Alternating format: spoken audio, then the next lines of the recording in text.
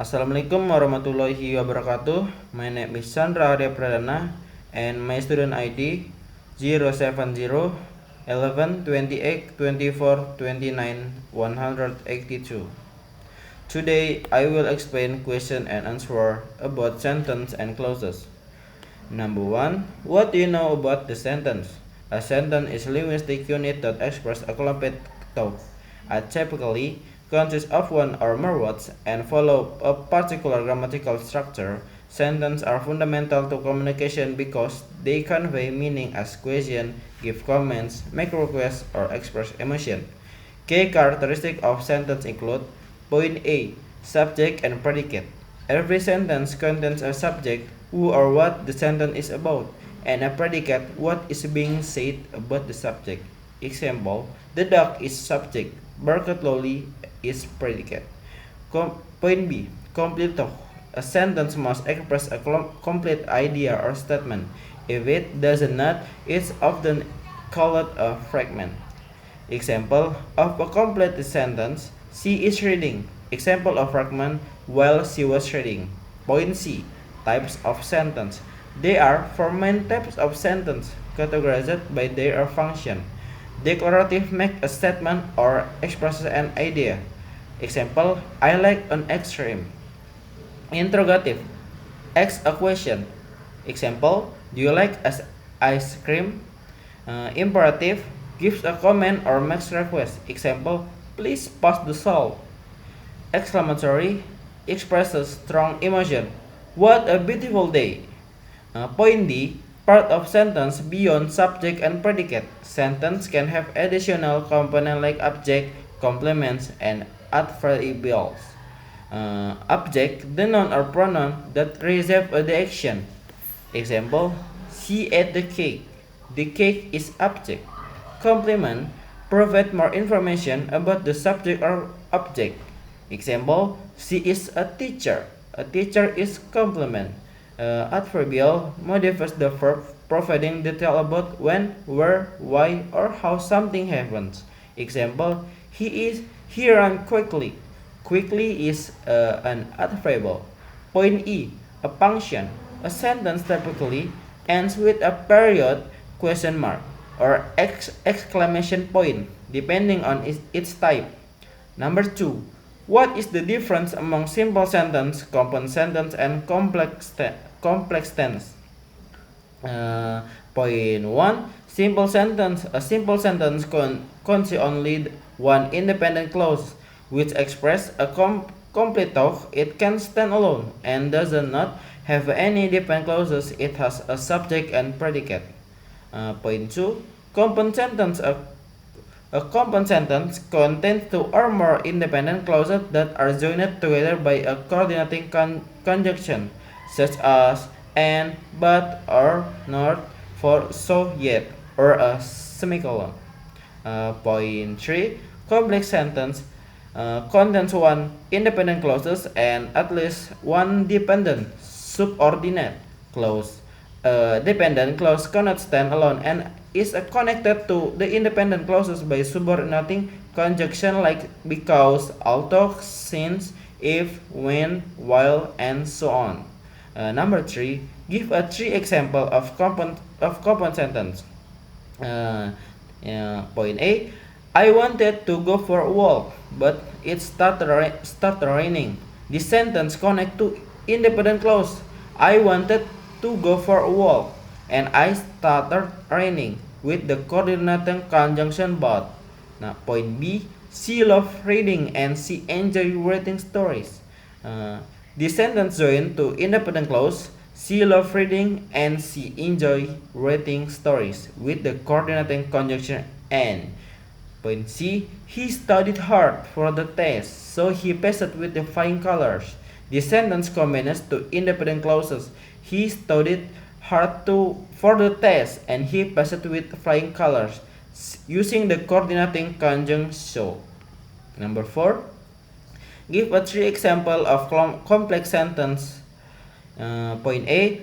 Although it was raining, we went for a hike. This sentence contains an independent clause, we went for a hike, and a dependent clause, although it was raining.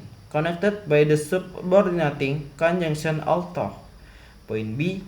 I stayed home because I was feeling sick. The independent clause is I stayed home, and the dependent clause is because I was feeling sick, linked by the subordinating conjunction because. Point C. She smiled when she was the surprise's gift. The sentence combines the independent clause, she smiled, and the dependent clause, when she was the surprise's gift, with the subordinating conjunction when. Number 5. Mention and explain about the three types of subordinate clauses.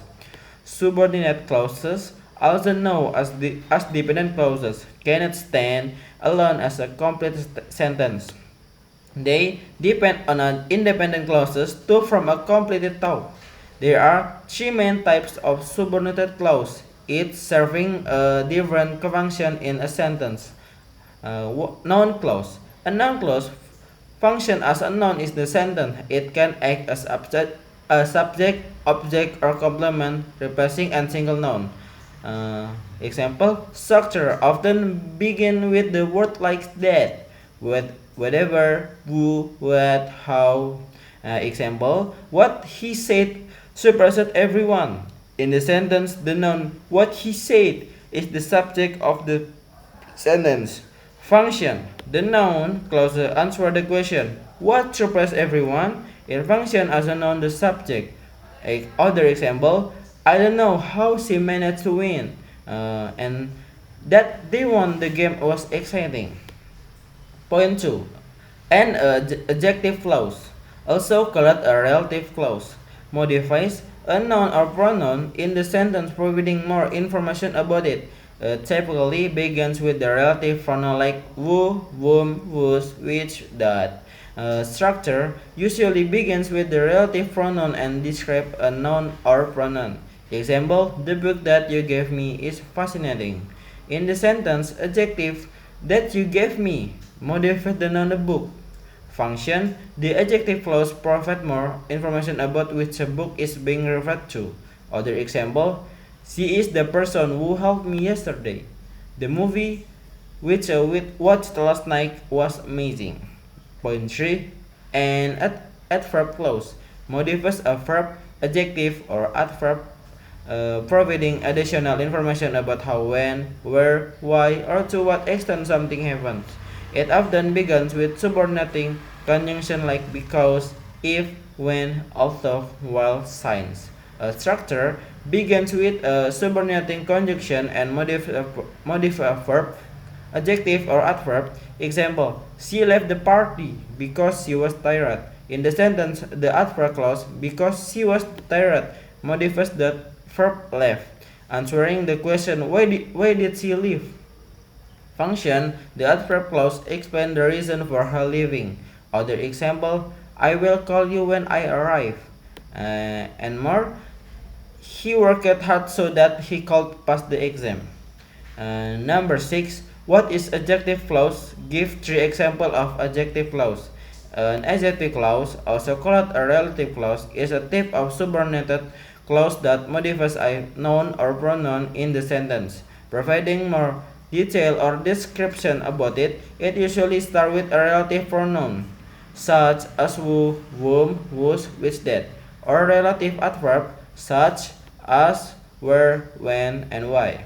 Example of adjective clause: the teacher who helped me is very kind. The adjective clause who helped me modifies the noun teacher. It tells us which teacher the speaker is referring to. Point 2. The book that I borrowed is on the desk. The adjective clause that I borrowed modifies the noun book. It provided more information about which a book is being referred to. Example number 3. The house where I grew up is now for sale. The adjective clause where I grew up modifies to noun house. It explains which house the speaker is talking about by specifying the location. Number 7. What is noun clause? Give 3 examples of noun clause. A noun clause is type of subordinate clause that function as a noun within a sentence. It can act as a subject, object, or a complement. Noun clause typically begin with the word like that, whatever, if, who, what, how. Example of noun clause. Example number 1. What he said surprised everyone. The noun clause what he said is the subject of the sentence. It tells us what surprised everyone. Example number 2. I don't know how she did it. The noun clause how she did it is the object of the verb now. It answers the question what don't I know. Example number 3. She was excited about that they won the competition. The noun clause that they won the competition is the object of preparation about. It tells us what she was excited about. Number 8. What is adverbial clause? Give 3 example of adverbial clause. An adverbial clause is type of subordinate clause that modifies a verb, adjective, or another adverb. In the main clauses, it provided additional information about the action or condition described in the main clause. Typically, answer a question such as how, when, where, why, or to what extent. Example of adverbial clause. Example number 1. I will go to the park if it stops raining. The adverbial clause if it stops raining modifies to verb will go. It tells us the condition under which the speaker will go to the park. Example number 2. She smiled because she was happy. The adverbial clause because she was happy modifies the verb smiled. It provides the reason for her smiling. Example number 3. He ran as fast as he could so that he could catch the bus.